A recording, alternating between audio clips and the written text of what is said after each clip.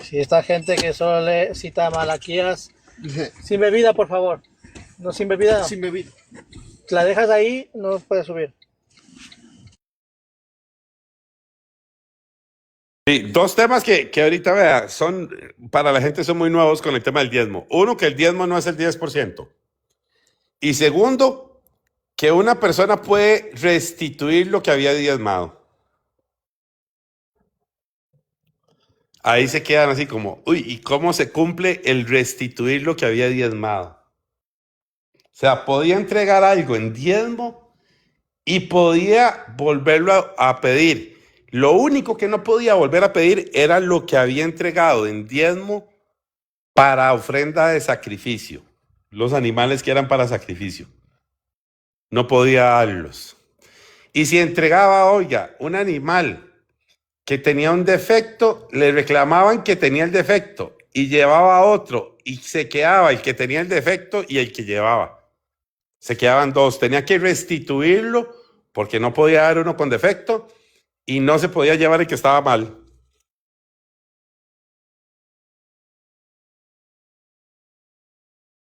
Vuelvo a insistirte con el 19, explica lo que tú estás diciendo. Y si el que dedicó la tierra quisiera redimirla, añadirá a tu estimación la quinta parte del precio de ella y se la quedará para él. ¿Cierto? Sí, eso pasaba porque era así. Recuerde que la tierra se entregaba y tenía valores entre jubileo. Entonces digamos que íbamos a medio jubileo, que a la tierra le quedaban 20 cosechas. Entonces yo llegaba y le decía al templo, la voy a entregar por las 20 cosechas que vale. Pasaban, digamos, yo me iba y pasaban 8 años y yo volvía. Habían pasado 10 años. Entonces ellos decían, ok, la estimación de la tierra, si usted ahora la quiere de regreso, paga el valor de las 10 cosechas más un 20% y se le devuelve. Y ellos habían tomado el valor, ya la habían vendido. Entonces, por ejemplo, pasaba todo esto. Cristian viene y daba una propiedad que tenía 20 cosechas. Entonces la entregaba al templo y yo la compraba. Yo decía, ¿cuánto vale? 20 cosechas, yo la tomo y la trabajaba. Entonces Cristian iba donde la había entregado, volvía 10 años después y decía, yo quiero la restitución de la propiedad, ya quiero que me la den de vuelta. Entonces le decían, listo. Le quedan 10 cosechas de tiempo, porque ya han pasado 10 que se le han sacado provecho, y tiene que pagar dos más, tiene que pagar el valor de 12 cosechas. Entonces Cristian decía, sí, está bien, aquí está el valor de las 12 cosechas, y le restituían la propiedad, y el que la tenía que devolver, porque el legítimo dueño tenía derecho a restituirla, cuando la había entregado en esos términos.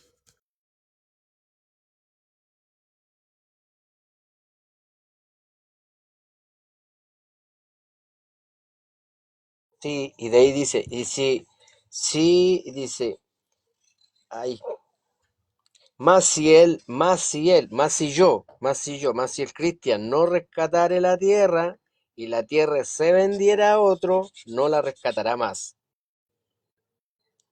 Sí, tenía un tiempo para rescatarla hasta el jubileo, como en todas las reglas. Entonces ahí hay un montón de detalles, pero bueno, imagínense que, vea, les voy a decir una cosa.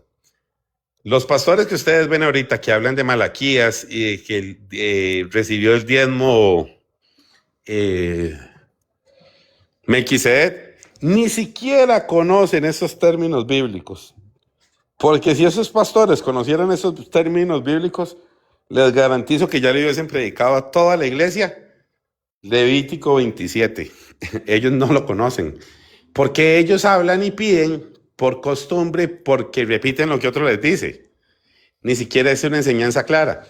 Tan es así que les piden el diezmo y nunca les enseñan porque ni siquiera el creyente no sabe que el diezmo es del rey, el diezmo es del sacerdocio y son cosas que están al Señor. Por eso hay términos bíblicos de que puedes consagrar tu casa al Señor y ellos están hablando en términos que ellos sabían, porque las casas se ponían al servicio del Señor. Todo, o sea, usted podía poner al servicio del Señor lo que usted tuviese, terrenos y cosas de esas. Por eso es que hay gente, digamos, que aunque no conoce o no le explicaron al principio, cumplió principios más profundos bíblicamente porque se desprendió de muchas cosas para darlas al Señor, no de la forma vamos a ver, correcta, entendiendo que era en Jesús, pero el principio estaba ahí. Y mucha gente manipuló eso, pero el principio estaba ahí, porque no lo entienden en Cristo Jesús. Pero cuando ustedes escuchan a una persona hablar de temas de la Biblia, la única forma que nunca los van a engañar es cuando ustedes la han leído. Entonces usted ahí se da cuenta y dice, mira, esa persona no está afirmando cosas que no sabe. Si supiera, no dice que el diezmo no era dinero. Una persona que sepa le dice, no, es que se consagraba todo, papito. Todo, todo. Había gente que consagraba su vida, hay gente que, por ejemplo, ellos no saben de dónde viene el hijo de Ana, que ella lo consagró al templo. ¿Y por qué lo consagró al templo?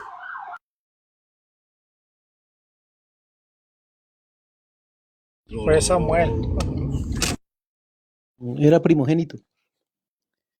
Sí, y ella lo consagró, ella lo entregó al templo, porque ves ahí que uno podía entregar todo lo que tuviese, lo podía entregar. Entonces a él lo formaron con una vida de servicio al templo. Lo que la gente no entiende es qué hacían, o sea, qué era todo lo que se atendía en el templo. Por ejemplo, el templo atendía a los ejidos y que son los levitas, les tocaba trabajar en los ejidos. Los ejidos eran los campos donde apacentaban rebaño y ellos también cosechaban. Y les tocaba administrar en la ciudad de refugio. Entonces, los que servían al templo y estaban consagrados al templo, aunque no fuesen levitas, los podían dar y tenían oficios, no dentro del templo, pero sí tenían funciones que se hacían dentro del servicio de lo que estaba determinado para el templo. El templo administraba, por ejemplo, las ciudades levitas eran administradas por los sacerdotes y eso estaba administrado también por la asignación de tierras que les correspondía. Entonces habían tierras que se daban al templo y los levitas podían usar esas tierras, usarlas para cosechar, para producir para más gente y sí había como todo un comercio y una relación comercial entre los levitas y el pueblo, entre lo que ellos administraban.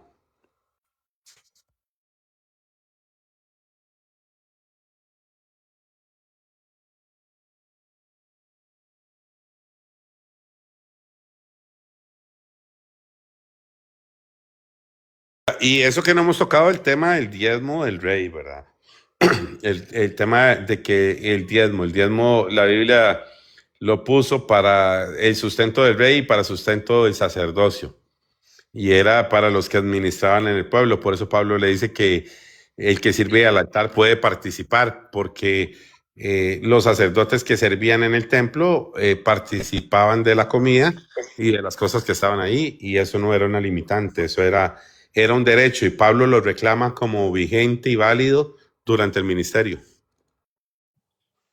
Yo no estoy haciendo recuerdo algo de que los levitas diezmaban del diezmo, ¿cómo es el asunto de los levitas? Ellos diezmaban. Sí, Los levitas diezmaban porque recuerda que los levitas no vivían. Ese es otro tema que la gente tiene confusión. Vamos a ver, los levitas participaban del alimento en el templo cuando estaban en el templo, pero recuerda que los levitas tenían 42 ciudades. Los levitas administraban 48 ciudades, 6 ciudades de refugio y 42 ciudades de trabajo. Entonces, un levita le tocaba ir a servir al templo durante 2 semanas al año. O sea, ellos le dedicaban de tiempo de servicio al templo por su condición 2 semanas al año cada uno, que eran 2 periodos, una vuelta según el orden sacerdotal en 2 momentos, y servían todos los levitas de todos los lugares durante la Pascua y tabernáculos. En total eran 1 mes de servicio al Señor por cada levita. 2 semanas en el transcurso de las suertes sacerdotales y las 2 semanas que eran como las 2 semanas mayores. La semana de tabernáculos, que todos asistían a Jerusalén, todo el pueblo iba, y la semana de Pascua. Ellos tienen que subir en esos tiempos a servir. Entonces el levita subía al templo y en el templo cuando estaba trabajando, ahí recibía alimento y se alimentaba de las ofrendas y de lo que estaba dándose. Cuando él dejaba de servir en el templo, volvía a trabajar en las porciones de la tierra que ellos administraban. Y cuando él producía de su trabajo, él diezmaba. Él no diezmaba de las ofrendas que recibía, él diezmaba de su propio trabajo al templo. Y cuando estaba en el templo era sustentado. ¿Sí entienden el orden?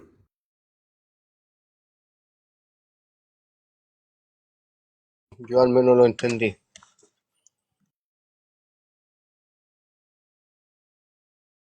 Y eso está establecido en la ley, es un orden, porque la gente, digamos, tiene el concepto de que el levita tenía que servir. Ahora, el servicio del templo era vitalicio para el sumo sacerdote. El único que se sustituía cuando moría era el sumo sacerdote. Para el levita era un periodo de su vida. Comenzaba con una instrucción que comenzaba a entre los 25 y los 30 años. Ellos estudiaban y se preparaban 5 años. Tenían que recibir clases. Después de los 30, si no me equivoco, a los 60, ya ahorita lo revisamos, ellos tenían que servir en el templo. Y solo era un periodo de su vida. O sea, ese detalle de tener que subir a servir durante un mes todos los años, ellos lo hacían durante una cantidad de años específicos de su vida. Pero el servicio de los levitas, ellos no eran vitalicios. No comenzaban a servir al templo antes de determinada edad, no iniciaba su sacerdocio. Cuando iniciaba el sacerdocio, ellos primero se preparaban durante un tiempo y después servían durante ese periodo que no era vitalicio. El único que era puesto vitalicio en el proceso de del sacerdocio eran el sumo sacerdote. Y los del Sanedrín podían formar parte del Sanedrín cuando ya tenían cierta edad, porque era para los ancianos. Digamos, un sacerdote en servicio entre los 30 y los 60 años no formaba parte del Sanedrín.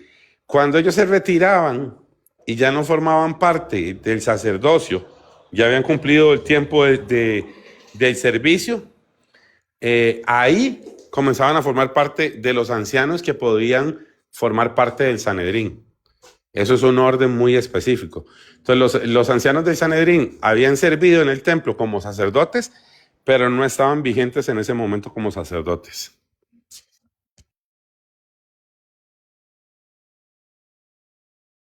¿Eso lo han leído? ¿O tampoco? Pero Lo leemos. ellos ya no diezmaban, ellos ya estaban fuera, ¿no? ¿O seguían diezmando, también podían seguir diezmando? No, vea. Ellos siempre diezmaban. En el momento que ellos no diezmaban, no es que ellos no diezmaban, es que ellos cuando servían en el templo tenían derecho a participar de lo que se daba en el templo. ¿Me explico? ¿Qué pasaba? Que ellos servían en el templo y era así. Ellos servían en el templo para la Pascua y para tabernáculos, una semana completa, todas las órdenes sacerdotales. Las órdenes sacerdotales, vamos a llevar la cuenta para que lo tengan en orden. Habían 24 órdenes sacerdotales. O sea, el sacerdocio se estableció en 24 órdenes que era por cada uno de los hijos ordenados que había. Por ejemplo, Abdías o los descendientes de Abdías eran de la 8ª orden. ¿Qué le tocaba a ellos? Servir 2 semanas al año a cada uno. 24 órdenes por 2 semanas al año sumaban 48 semanas al año, más las semanas de las fiestas. Entonces ellos servían todos en orden, eso lo estableció David, para que no hubiese desorden, servían en una secuencia y les tocaban 2 semanas de turno sacerdotal y después servían durante las semanas mayores, que era la Pascua y tabernáculos, y durante los periodos de fiesta, todo ese periodo. Ellos se iban a su casa, regresaban a servir en el periodo que les tocaba y volvían a las ciudades donde les tocaban habitar.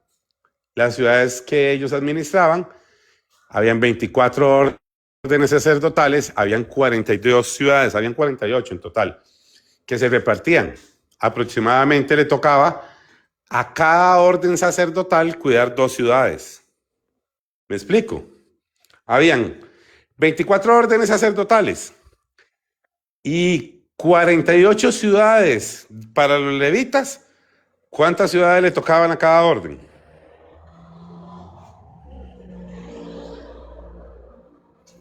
2. Le tocaban 2, que eran los campos donde ellos habitaban, donde ellos tenían espacio para sembrar en los ejidos, para cuidar sus propios rebaños y también administrar lo que se entregaba a las personas en la ciudad de refugio. Entonces ellos diezmaban, ellos entregaban al templo, porque el templo sustentaba a los necesitados en la ciudad de refugio también. Por eso Pablo viene y le dice a ellos que le den para llevar a Jerusalén, porque Pablo les está pidiendo a los que están en una ciudad para llevarle a la otra, porque está pidiendo el sustento que corresponde. Todo, digamos, ellos tenían que dar varias cosas. Ellos tenían que entregar en sus ciudades ofrendas cada 3 años, y esas ofrendas iban a la ciudad de refugio y se repartían entre las personas necesitadas, y el templo sustentaba a las personas necesitadas en la ciudad de refugio. Entonces había todo un orden. Ellos servían al templo, y el periodo que tenían que ir a servir durante 2 meses, 2 semanas al año, más las fiestas, era de los 30 años que comenzaba su ministerio sacerdotal hasta que el ministerio finalizase. Pero para el sumo sacerdote, que ese era un puesto diferente, el sacerdocio era vitalicio, desde que fallecía el anterior al que le seguía, al que le correspondía ejercer el sacerdocio, hasta que ese falleciera. Los otros no, los otros sí tenían un periodo de servicio. Vamos a leer muchos textos para que veamos esto. Ya ustedes han visto, ya los hemos leído, pero vamos a repasar que los levitas tenían ciudades para trabajar y campos para trabajar. Vamos a leer lo de las órdenes sacerdotales. Vamos a leer sobre las suertes de servicio que estableció David, sobre la ciudad de refugio. Todos esos temas están en la Biblia. Ese es el orden correcto.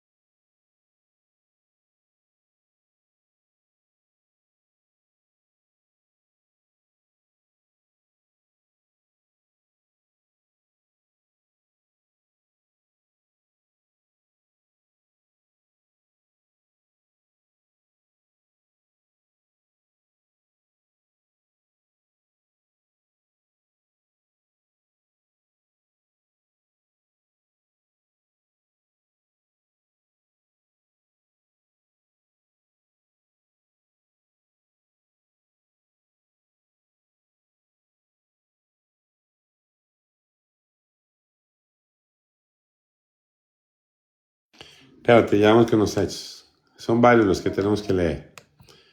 Primero vamos a ver, eso lo hemos visto, las ciudades de los levitas.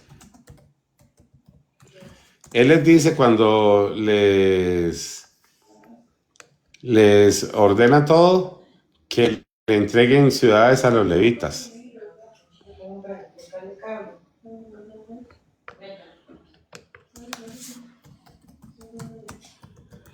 Y que no solo ciudades, que les entreguen ciudades con campos para sembrar.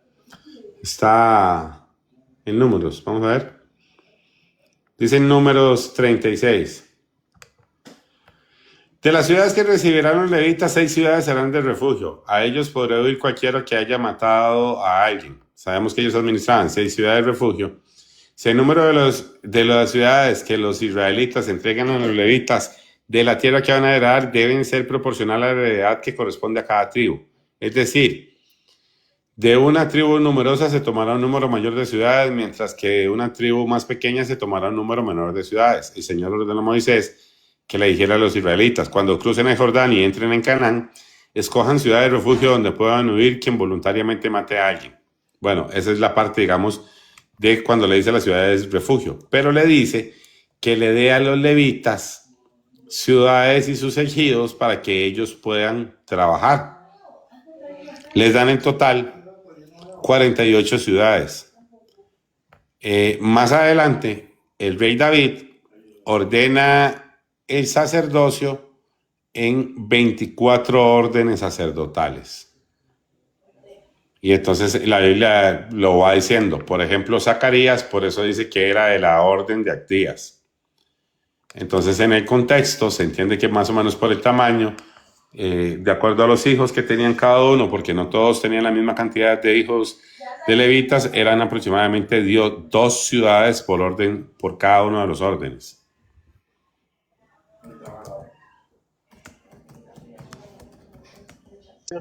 Del 35 en adelante. ¿Qué número? Ajá. Te leo, me gusta leer. Te leo un poquito. Sí, léelo, léelo. Habló Jehová a Moisés en los campos de Moab junto al Jordán frente a Jericó, diciendo: Manda a los hijos de Israel que den, aquí dice, que den a los levitas de la posición de su heredad, ciudades en las que habiten. También daréis a los levitas los ejidos de esas ciudades alrededor de ella, y tendrán de ellos las ciudades para habitar. Y los ejidos de ellas serán para sus animales, para su ganado y para todas sus bestias. Y los ejidos de las ciudades que daréis a los levitas serán 1000 codos alrededor, desde el muro de la ciudad para afuera. Luego mediréis desde fuera de la ciudad, al lado del oriente, 2000 codos, al lado del sur, 2000 codos, al lado del occidente 2000 codos, y al lado del norte 2000 codos, y la ciudad estará en medio. Esto tendrá por los ejidos de las ciudades, y de las ciudades que daréis a los levitas, 6 ciudades serán de refugio, las cuales daréis para que el homicida se refugie allá. Y además de estas daréis 42 ciudades.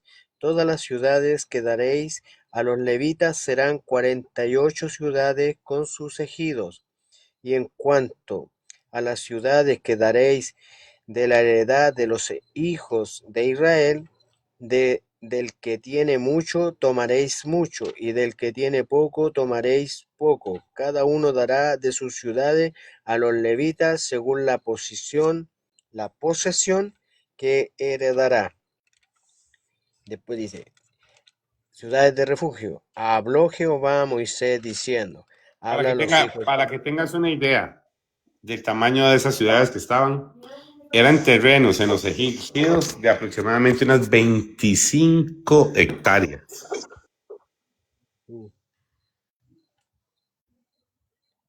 25 hectáreas. Y tenían 48 terrenos de esos, más otra parte donde hacían las casas. Esos eran los terrenos. O sea, ellos tenían 25 hectáreas para sembrar. Entonces, ves que ahí tienen que le dio 42 y 6, 48. Ahora vamos a Crónicas 24. Leen Crónicas 24 para que veas cómo David organizó a los sacerdotes en un orden, porque no todos servían al mismo tiempo, tenían un orden para servir. Crónica 24. También los hijos de Aarón fueron distribuidos en grupos. Los hijos de Aarón, Nadab, Abiú, Eleazar e Itamar. Mas como Nadab y Abiú murieron antes que su padre y no tuvieron hijo, Eleazar e Itamar ejercieron el sacerdocio. Y David con Sadoc de los hijos de Eleazar y Ahimelech de los hijos de Itamar los repartió por sus turnos en el ministerio. Y de los hijos de Eleazar, estamos en Crónica 24, ¿está bien? Sí, está bien, continúa. Y de los hijos de Eleazar había más varones principales que de los hijos de Itamar, y los repartieron así: de los hijos de Eleazar 16 cabezas de casas paternas, y de los hijos de Itamar por sus casas paternas 8. Los repartieron pues por suerte los unos con los otros, porque de los hijos de Eleazar y de los hijos de Itamar hubo príncipes del santuario y príncipes de la casa de Dios. Y el escriba Semanías No, el escriba Semaías, hijo de Natanael, de los levitas, escribió sus nombres en presencia del rey y de los príncipes y delante de Sadoc, el sacerdote, de Ahimelech, hijo de Abiatar, y de los jefes de las casas paternas de los sacerdotes y levitas, designando por suerte una casa paterna para Eleazar y otra para Itamar. La primera suerte tocó a Joiarib, y la segunda a Jedaías, la tercera a Harim, la cuarta a Seorim, la quinta a Malquías, la sexta a Mijamim, la séptima a Kosh, la octava a Abdías, la novena Una pausa a... en la octava. Después cuando lees el texto en Zacarías, dice que Zacarías era del orden de Abdías, que le tocaba servir en el templo y estaba sirviendo según el orden de Abdías.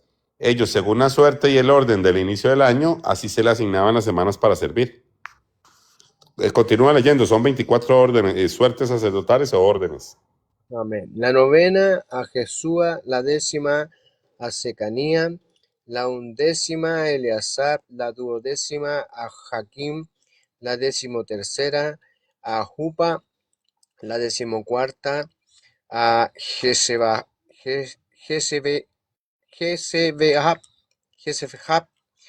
la decimoquinta a Bilha, la decimosexta a Imer, la decimoséptima a Jesir, la decimoctava a Apses, la decimonovena a Petaías, la vigésima a Ezequiel, la vigésimoprimera a Jaquín, la vigésimosegunda a Gamul, la vigésimotercera a Delaía, la vigésimocuarta a Masaía.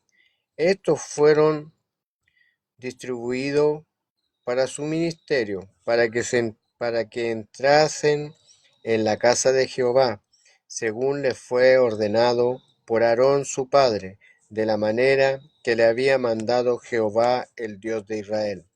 Y de los hijos de Leví que quedaron, Subael, de los hijos de Amram, y de los hijos de Subael, Gedías, y de los hijos de Reabías, Isaías el jefe, de los Isaritas, Selemot, e hijo de Selemot, Jaat, Ok, de los hay dos puntos ahí. Cuando hablamos de el sacerdocio le corresponde a los hijos de Aarón. El sacerdocio está organizado en 24 órdenes sacerdotales de hijos de Aarón. Y después los levitas, recuerda que Leví tuvo más hijos, no solo tuvo hijos de Aarón. Por ejemplo, habían descendientes de Moisés que eran levitas, que no eran descendientes de Aarón, porque Dios estableció el sacerdocio en Aarón, no en Moisés. Y en los descendientes de Aarón el sacerdocio. Los levitas son servidores al sacerdocio arónico. Entonces, no todo levita es sacerdote.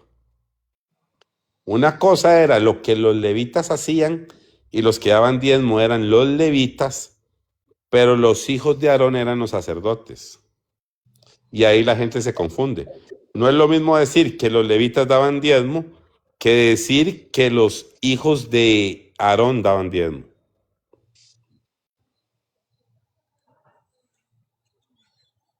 Sí, sí.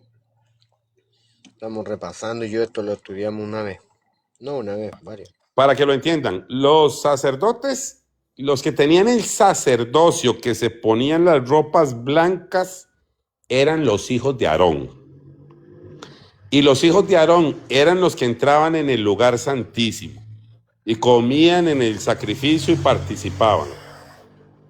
Los levitas eran ayudantes de los hijos de Aarón que servían en el templo y ellos ayudaban a los hijos de Aarón en el servicio al templo.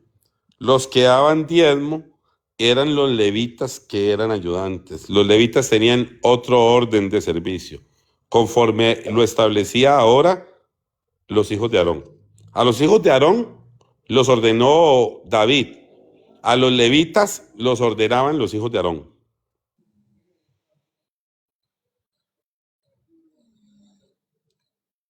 Amén. ¿Sigo? Sí, continúa. Es que lo que quiero es que entiendan que ahí hay un orden. Vamos a ver, porque pareciera que es lo mismo. Vamos a ver. Todos los hijos de Aarón son levitas, pero no todos los levitas son hijos de Aarón. Aunque todos los levitas servían al templo y al sacerdocio, el sacerdocio solo lo ostentaban los hijos de Aarón. Los que se vestían con vestiduras blancas para ser sacerdote había que ser descendiente de Aarón, no tenía que ser levita. No bastaba con ser levita. Tiene que ser levita, descendiente de Aarón. Es como el reinado. El reinado tiene que ser judío, descendiente de David. No, no judío descendiente de cualquier hijo de Judá. No, tienen que venir por la línea de David.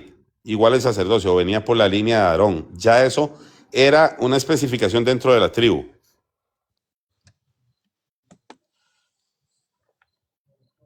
Amén.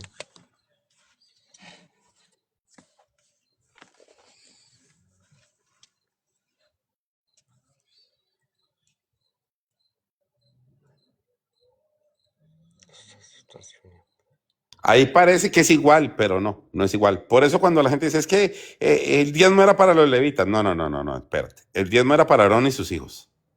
Y los levitas incluso daban diezmo. Habían ciudades para los levitas, porque los levitas no tenían heredad por el servicio del templo.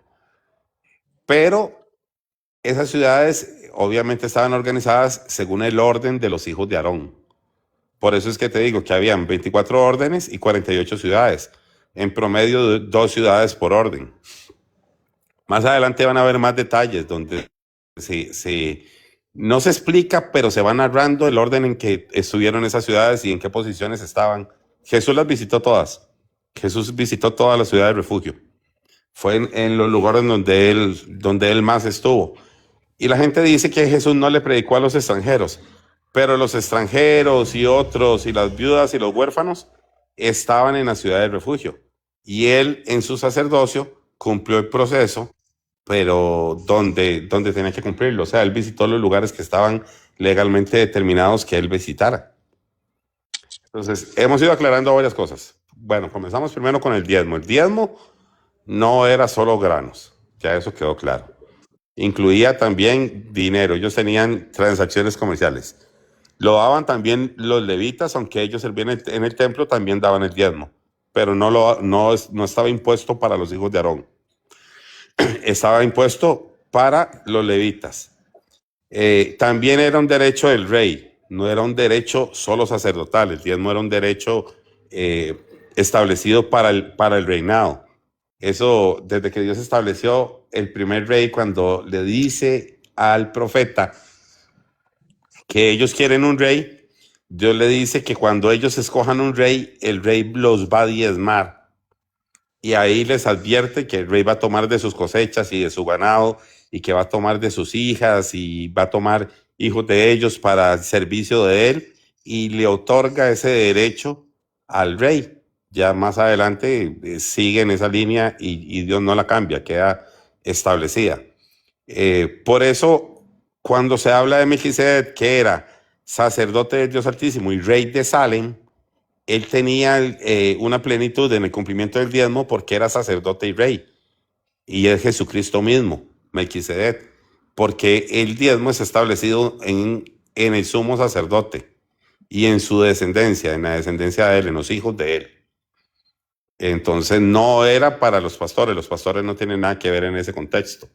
Fue que después, no sé a quién se le ocurrió decir que la cabeza del pueblo no es el rey y el sumo sacerdote, sino que ahora ellos creen que la cabeza del pueblo es el pastor, pero eso no lo dice la Biblia. Una de las cosas importantes que nombraste es que el diezmo no es el 10%. No, porque de la ley estaba la voluntad del que quisiera dar conforme al corazón. Por eso Jesús les dijo que ellos habían quebrantado la ley y diezmaban el comino, pero no cumplían lo más importante, que era la justicia y la misericordia. Pero sí habían, digamos, dentro del mandato legal, eh, los detalles para que el que quisiera dar de corazón lo podía hacer, pero era voluntario, siempre fue voluntario, desde la misma ley. Por eso era un voto voluntario, no estaban obligados, simplemente el que hacía un voto y quería entregarlo, el Señor lo recibía y aceptaba esa entrega voluntaria. Por eso Jesús cuando viene la viuda dice que ella dio todo lo que tenía y él aclara que ella está dando lo único que tiene y que es voluntario.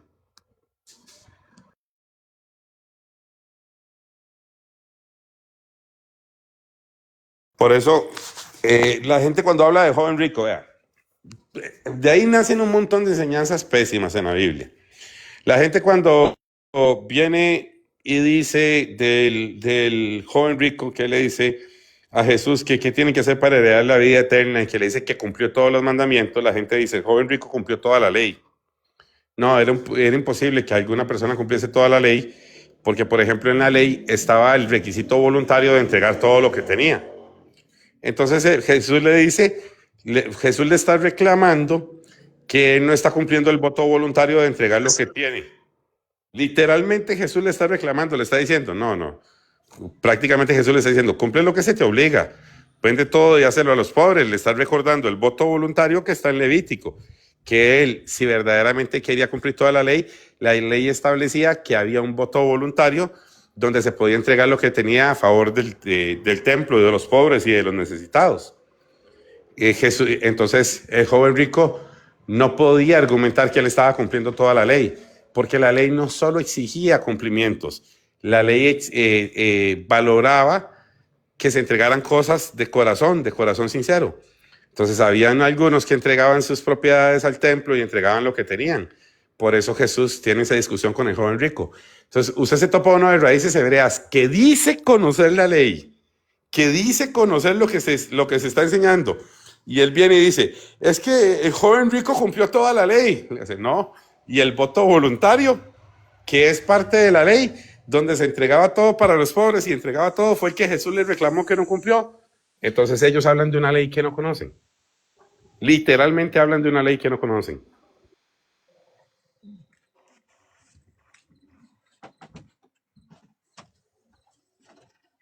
¿Qué les dije? Que esta semana íbamos a comer chuletas, ¿verdad? Toda la semana. Saludos, Henry. Saludos, Julio. Dios los bendiga, hermanos. Un placer estar con ustedes aquí un ratito acompañándolos. Excelente.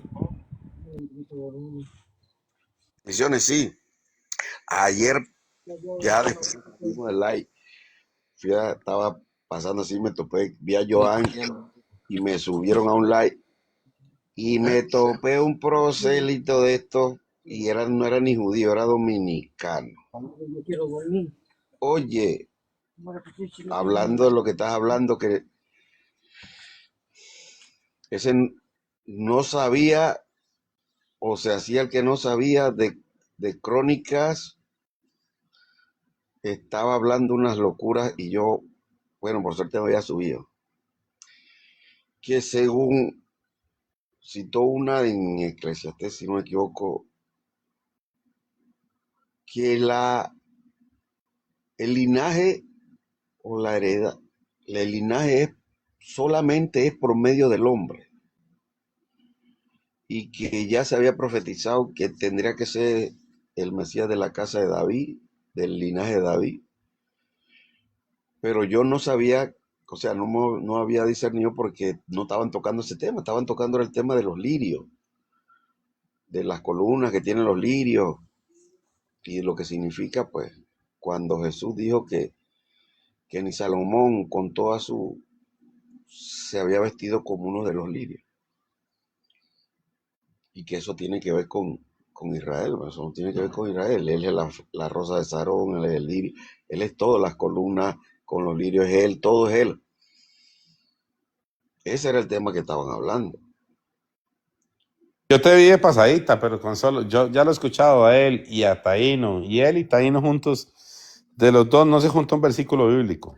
Pero es que yo nunca los había escuchado, a ninguno de ellos. Sinceramente, yo no. Y cuando yo me dice que tú sabes tal cosa, yo dije, sinceramente, no me acordaba. Yo le dije, no, era que no me acordaba de un texto, pero cuando ya como que lo escuché y citó una cosa, citó la otra, pero que me acordé de los que son de que more, no sé qué cosa, que son de estos judíos que afirman que Jesús es hijo de José, que solamente pues, Un que no doblemente posee. prosélito que llama la Biblia. Ajá, yo se lo dije, entonces ya caí en cuenta y yo le dije, tú eres doblemente prosélito. Y se ponía bravo cuando yo le dije, bueno, vamos a hacer algo. Le dije que leyera Primera de Crónicas capítulo 2 del verso 34 en adelante, y ahí dice el linaje, de la tribu de Judá, y el linaje continúa por medio de las hijas de Sesán. Dice que hasta ahí llegaba, que todos los demás para abajo eran egipcios. Digo, que yo sepa, puedes leer en otro más adelante y aparece también Judá. Y en toda la historia, Obed, Natán, Samai, Simai, todos ellos son tribus de Judá, porque incluso están cuando se toca la descendencia para dar con María y todo. Pero Sí, que va, esos son muy duros, esos son de los que hay que predicarle en la Biblia que el que mató al primer judío fue el Eterno. sabes Esos que, son a los que le duelen el alma cuando le dice, ¿quién le quitó la vida al primer judío? Dios mismo le quitó la vida al primer judío.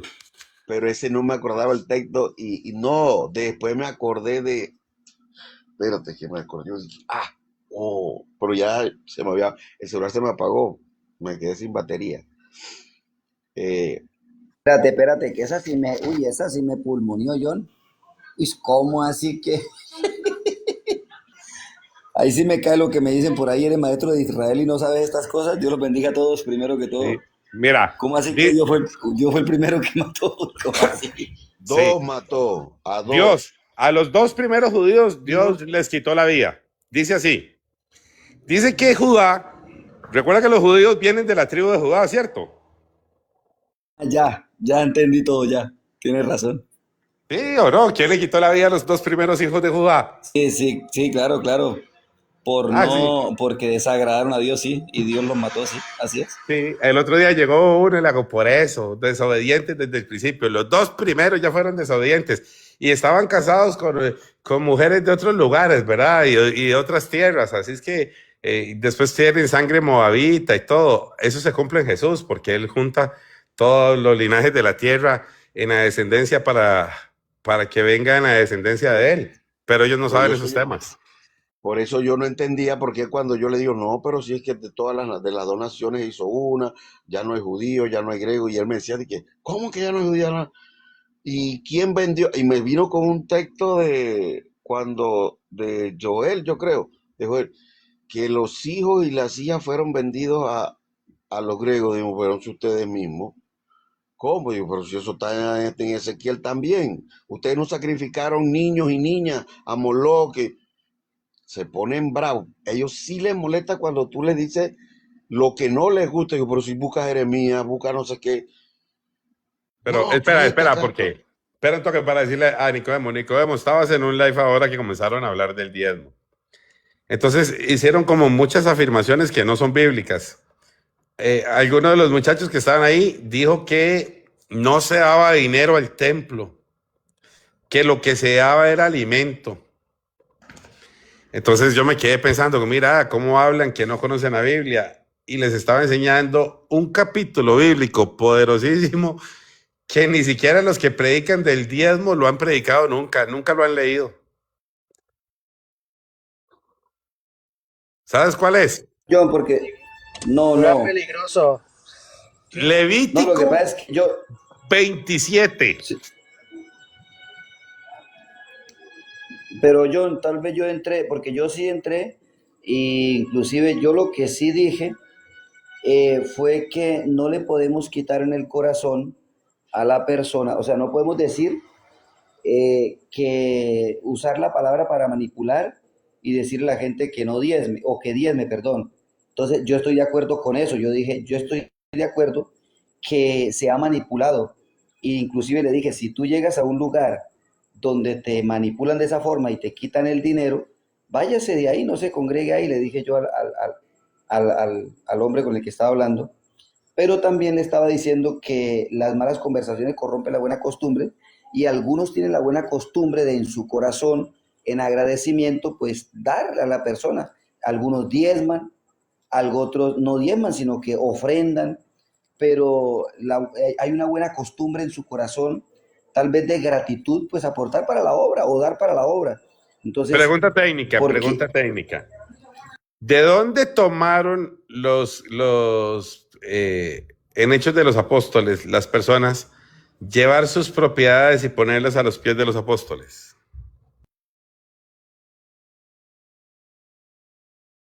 no, la Biblia dice que no sé. El voto voluntario. Voto voluntario, ellos voluntariamente lo hacían. Levítico 27. Dice en Levítico 27 que el que quisiera voluntariamente entregar su propiedad para el Señor, que lo podía hacer. Ya eso estaba en la ley. En la ley ellos entregaban no solo animales para sacrificio, eso no es cierto. Entregaban animales que no eran de sacrificio para que los sacerdotes las vendieran. Y entregaban propiedades para que los sacerdotes las pusieran a la venta para la manutención del templo. Y ahí... Eso pasó con Ananías y Zafira. Sí, pero ahí está. Sí, fue porque ellos rompieron el voto voluntario del Señor, por eso no lo entienden. Por eso cuando les estaba explicando que cuando el joven rico le dice a Jesús que había cumplido toda la ley, Jesús le dice, vende todo lo que tiene y dáselo a los pobres, le está hablando de lo que está establecido en Levítico 27, que es parte de la ley, que eran los votos voluntarios. Y el joven rico no estaba cumpliendo los votos voluntarios de corazón de compartir todo lo que tenía. Pero ya en Levítico 27, Dios había regulado el orden. ¿Sabías una cosa, Nicodemo? ¿Sabías que cuando una persona entrega algo en diezmo a la iglesia, puede recuperarlo? No, ¿cómo así? No, ahí sí no entendí.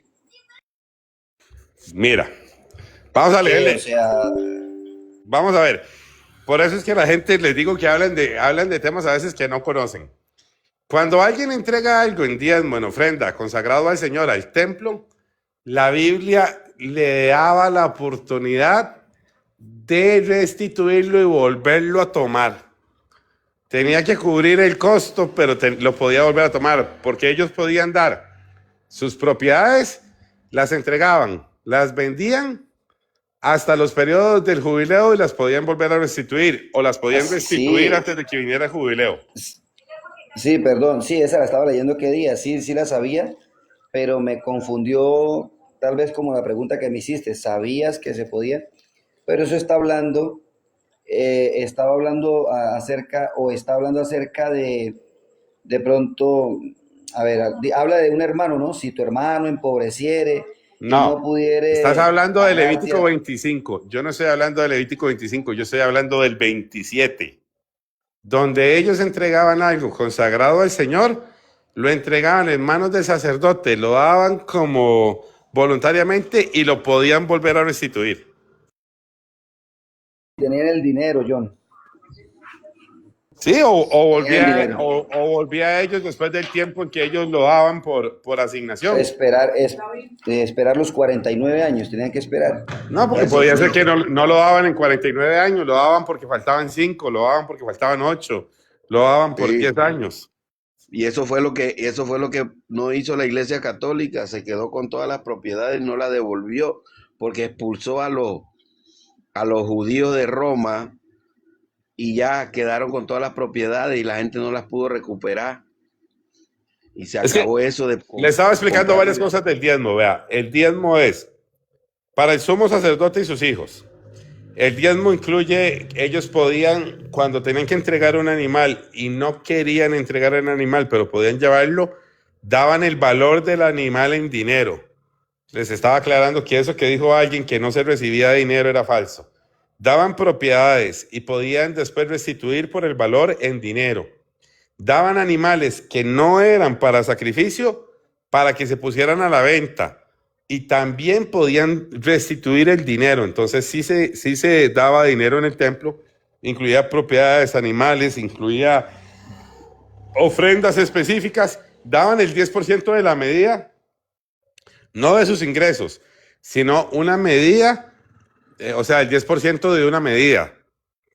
Por ejemplo, ellos daban, es como que se les hubiera dicho ahorita, tienen que dar un galón o tienen que dar un estañón. Ellos daban tal parte de un hin o tanto de un efa, o sea, daban una proporción, 2/10 partes de un efa, 1/10 parte de un hin. Bueno, daban medidas, eran O porcentajes sea que de todo está, medidas. John, o sea que todo está fundamentado en Levíticos del 25 al 27 acerca de la ofrenda voluntaria.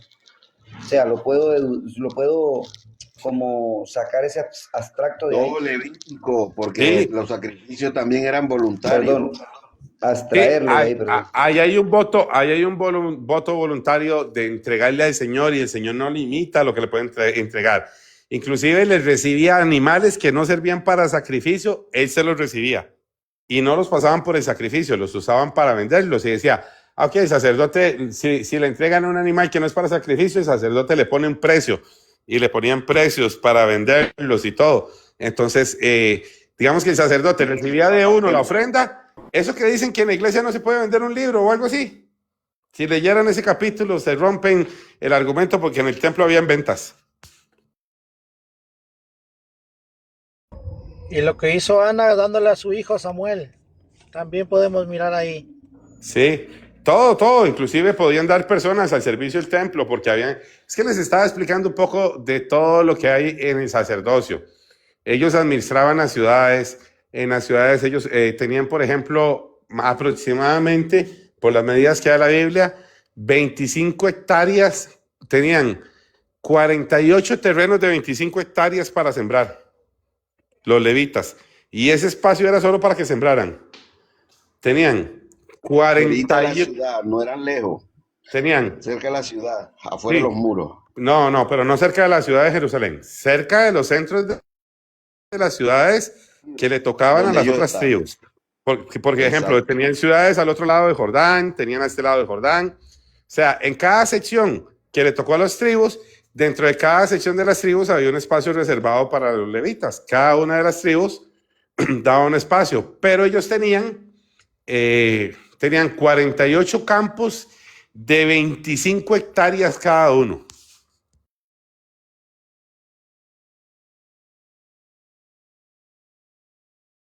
O sea, tenían, no sé, 48 por 25, 10 por 25 hectáreas son 250, por 4 son 100.000 hectáreas. Tenían como 125.000 hectáreas de terreno. ¿Estás escuchando, Juan David? ¿Estás escuchando que sí el diezmo? Así es, Nicodemo, o sea que tenía mucho terreno para montar muchas congregaciones. ¿Te das cuenta que era visto? Por eso Malaquías cita que me están robando, dice. No le daban lo que le correspondía.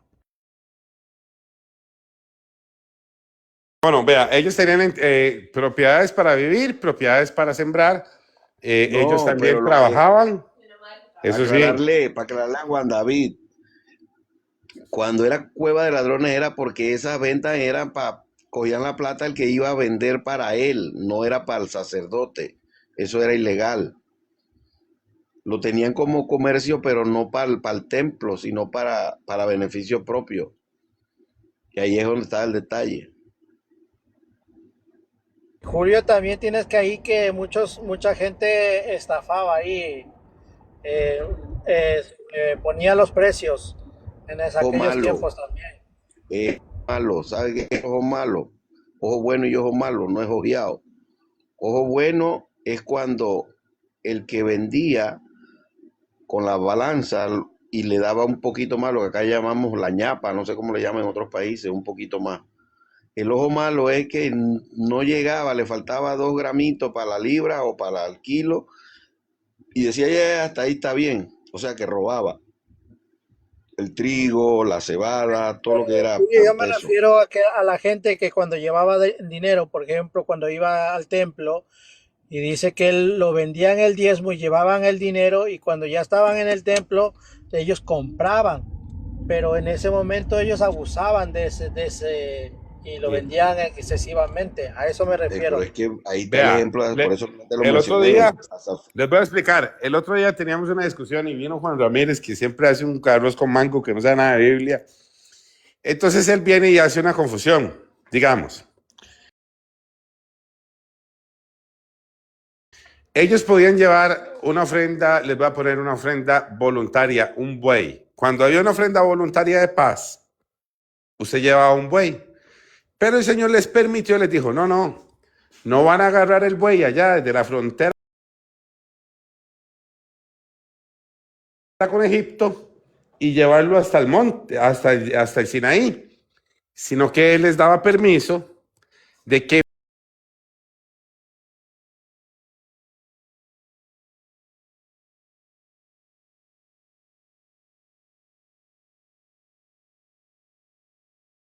voluntario de la ofrenda de paz. Cuando era una ofrenda de paz, usted la podía llevar así, podía llevar y compartía. Pero habían otro tipo de ofrendas voluntarias, por ejemplo, el entregar una propiedad o el dar un animal para que lo vendieran, que ya usted no pedía compartir de eso, ya usted lo había entregado y se lo vendían a otra persona. Pero por eso es que, vea, hay unos que tomaron Malaquías, interpretan una parte. Otros toman a Melquisedec, interpretan otra parte. Otros toman textos de la ley como esa de comprarlo allá cerca del lugar para poderlo ofrecer y cambia todo el contexto. No, el diezmo es un tema amplísimo en la Biblia. Aplica al tema de las ofrendas en un orden, hay diferentes tipos, hay muchos detalles bíblicos de ese tema. También aplica para el rey, no solo es para el sacerdocio. John, pero ¿por qué no está como más explícito de los apóstoles en el ministerio de los apóstoles? ¿Por qué no está como más explícito? O sea, ¿por qué está de cierta forma encubierto, John? De cierta forma hay que descifrarlo, o Jamás, sea, jamás Jesús habló de eso directo. Lo que pasa es que si no conoces el tema, no. El sumo sacerdote administraba el diezmo para compartirlo con las viudas y con los huérfanos y con los extranjeros. Entonces, él lo partía con sus hijos y lo partía con los necesitados. Él nunca se preocupaba por lo que iba a comer o lo que iba a tener, porque todos los días en el templo había un sacrificio en la mañana y en la tarde. Y el sacrificio de la mañana y de la tarde era de él. Todos los días. Por eso Jesús lo dice clarísimo. No se preocupen. Porque cuando, por ejemplo, se está en el sacerdocio, no hay problema porque siempre tiene que haber. Porque esa es la norma que está establecida en el templo. Jesús no la cambió. Solo que le dijo, el que me va a dar a mí, que se lo dé a las viudas, a los huérfanos y a los extranjeros. Él está ahí afirmando el cumplimiento de la ley en el sacerdocio. Y sí lo habló, y sí lo recibió. Y por ejemplo, recibió la adoración y la alabanza de uno de los 10 leprosos. Ahí vemos otra vez un porcentaje que es el 10%. Jesús sí dijo en los términos que estaban hablando, pero ¿qué era lo que recibía el sumo sacerdote? Por ejemplo, el sumo sacerdote recibía las pieles, el sacerdote lo hacían partícipe de lo que ofrecían. Todo lo que existía, una parte era para él. Por eso es que ellos sí lo hablan, pero la gente no lo entiende.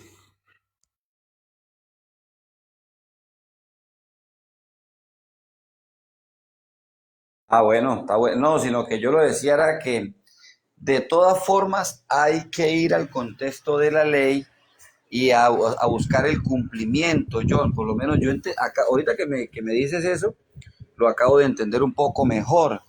¿Por qué? Porque estaba escrito ahí en Levítico 27, lo que me acabas de decir, de que se podía dar ofrenda voluntaria y entre esa ofrenda voluntaria llevar en especie y cambiarla por dinero, por peso, por moneda real. Lo mismo que llevarlo a lo que pasó con Ananías y Zafira, ¿no? O con este hijo de consolación que fue el que primero vendió la heredad y la trajo a los pies de los apóstoles. Entonces, bueno, que no es un 10%, como tal específicamente. ¿Por qué? Porque si le nace en el corazón dar todo lo que tiene, pues lo reciben igual, ¿no? O sea, no hay algo como estipulado, pero por el Señor es el 10%, ¿no, John? De la medida, del grano que se llevaba era el 10%, No, ¿o me jamás. equivoco? No, mira. Por ejemplo, ellos diezmaban del terreno. No importa si usted tiene un terreno grande, si usted tiene un terreno chico, si usted tiene un terreno de como quisiera. Cada uno tiene que dar una medida. Cada uno daba una medida. No importa si su terreno era más grande. Usted no daba el 10% de su cosecha. Todos daban una medida al templo. Pero Pablo después les explica, Pablo les dice, pues sí, porque esos principios vienen de la ley, que cada uno da como prospere su alma. Habían unos que, por ejemplo, se dedicaban al servicio del Señor o a escudriñar la palabra, y cuando ya acumulaban, daban en ofrenda lo que tenían en sus cosechas. Vea, por ejemplo, si una persona tenía un terreno y quería dedicarse a escudriñar la escritura y no iba a cuidar de su terreno, él podía vender el terreno, darlo como ofrenda porque ya había tenido ahorros y dedicarse a escudriñar la palabra. Entonces, ¿qué hacen ellos? Por ejemplo, ellos vienen y cosecharon un ciclo completo, 20 años, y iban acumulando de lo que tenían. Cuando ellos ya tenían acumulado, ellos entregaban la propiedad al templo hasta el jubileo y dedicaban tiempo para aprender la palabra, porque ya ellos administraban lo que tenían. Entonces podían, en ese momento, ya no se les pedía porque no estaban produciendo, porque ya habían dado la propiedad. Se le pedía un porcentaje de cuando estaba produciendo, o si tenía rebaños, pero el que no tenía rebaños o no tenía esto, tampoco tenían que dar porque no producía. Y el que daba, por ejemplo, en una familia, el que administraba y ya pagaba, él pagaba por él y por sus siervos y pagaba por todos los que trabajaban ahí. No es que él le pedía el 10% del dueño de la finca y el 10% de los salarios y el 10%. No, si ya lo que se había reservado para el Señor en la propiedad de todos los que trabajaron, se validaba que era una ofrenda que se daba de ese lugar, ¿me explico?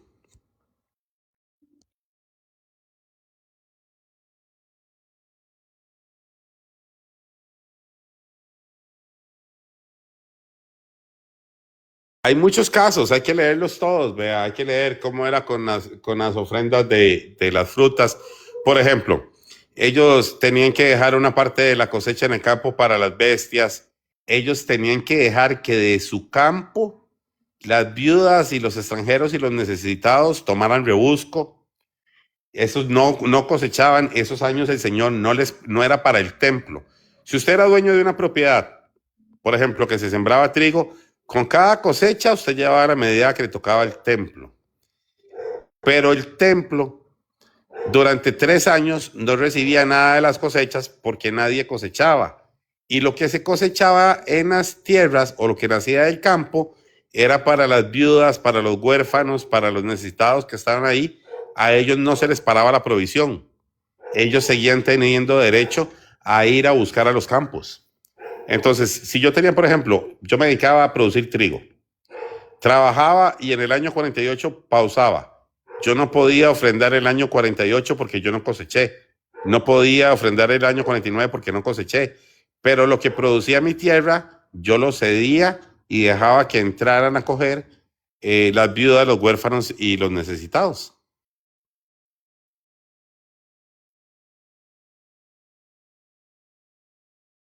Excelente, excelente explicación, John.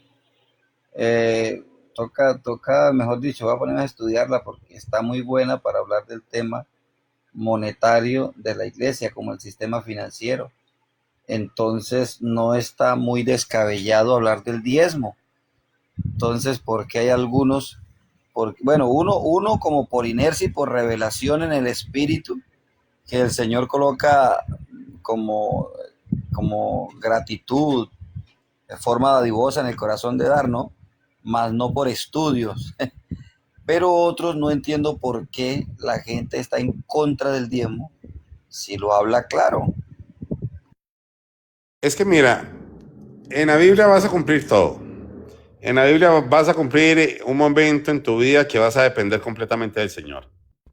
Va a llegar momentos en tu vida que vas a tener para bendecir a otros.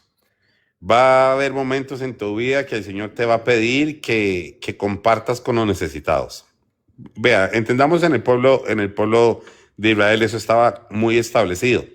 Ellos sabían que les tocaba vivirlo. Los años que ellos no cosechaban la tierra, ellos dependían absolutamente de la multiplicación que Dios les daba. No era por sus propias fuerzas. El Señor les decía, no siembren nada, no cosechen nada, no se preocupen. Yo voy a multiplicar en el último año.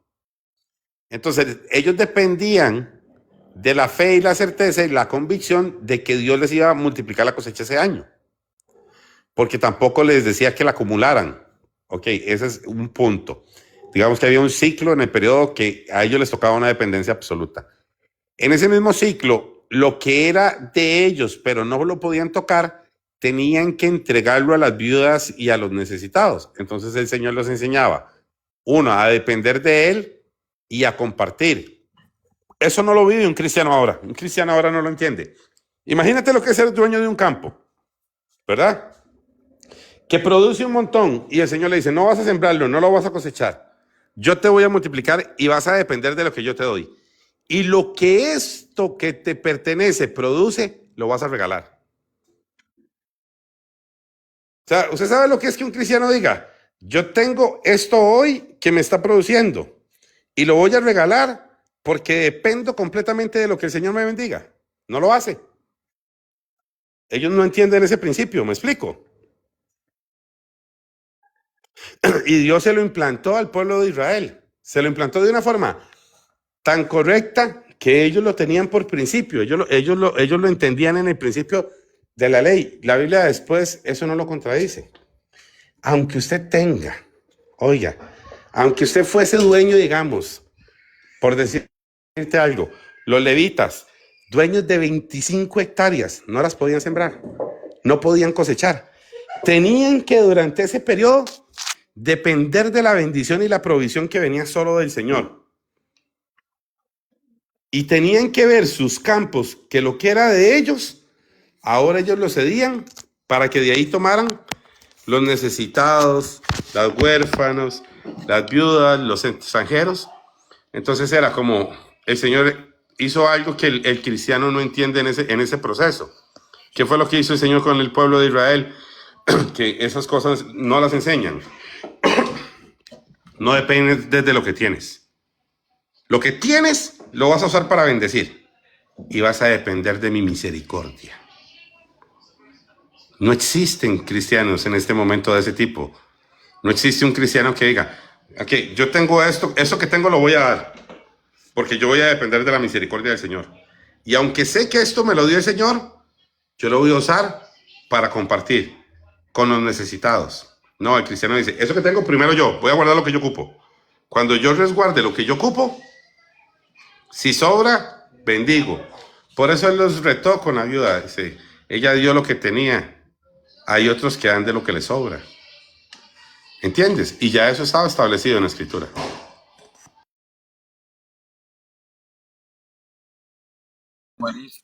Pero es que el Señor dijo, tuve hambre y no me diste de comer, tuve sed, no me diste de beber, fui forastero y no me acogiste en casa. Todo está ahí, cumplida la ley ahí.